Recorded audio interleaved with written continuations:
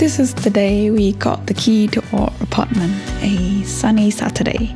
We left Toulouse a week prior and had already started working, sleeping in a tiny Airbnb with our entire belongings stored in a box just outside of Grenoble. I felt terrible at this point. I resented that nobody wanted to rent to us for so long. I hated that we had to spend so much money to stay in that cramped Airbnb, but finally, we'd found our home. Now to unpack. It was not fun. My new job was 40 hours a week, very demanding. There was so much to learn. I was exhausted. Then I would come home to be welcomed by the mess of boxes and things we didn't have a place for yet. At times, I would rather be at work. Money was tight after all we'd spent on moving. I wasn't vibing with the city. The house was empty and cold, and there were so many things we needed to buy. But we didn't, because we would rather have cats.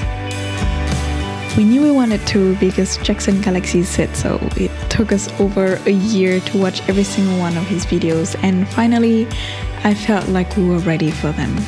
All this space, and before any other furniture, we bought a cat tree.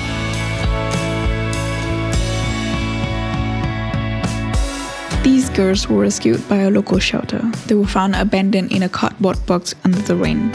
Merp is the eldest, judging by how she always got first served to kibbles and by her sister's white socks. Her name means squash in Vietnamese.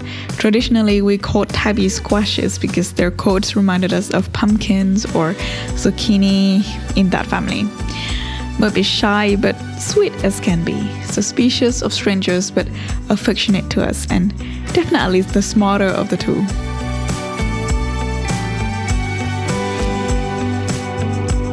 Judging by her aloof character, Mamrie knows full well that she is pretty. Your fawning over her is simply customary. Her name is French for marble cake, and she doesn't like being touched so much. She prefers hanging around us in quiet and peaceful company.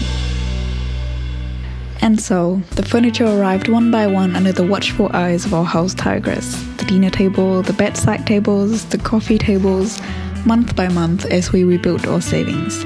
It brought us so much joy to provide them with more cozy spaces, warmer and softer surface to nap on instead of the cold hot tiles, especially for our first winter in Grenoble. It took us a good while to finally have a couch. It was pretty low on our priorities. We didn't have a TV at the time, and we didn't know many people here yet, so there wouldn't be that many occasions for us to be on it. But we do have friends visiting from Toulouse and all over, so we wanted a convertible, except the space available is kind of awkward, so we settled on this not too comfortable but functional sofa.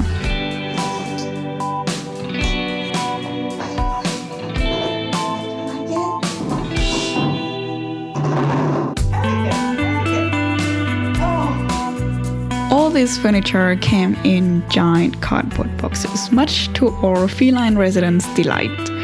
They served as a playground in the once empty living room for a good while, but they were quickly decomposing and turning into clutter. I should have just chucked them straight into the recycling bin, but since I tend to forget how short 24 hours my day could be, I thought it would be a good idea to cut them into strips, glue them together in a mixture of hot water and flour to make some giant scratching posts. I even got Aurélie to help me, but it was just too much. Though by the end we do have quite a good amount of scratching surfaces. The more the better, of course, so I might want to make some more another time.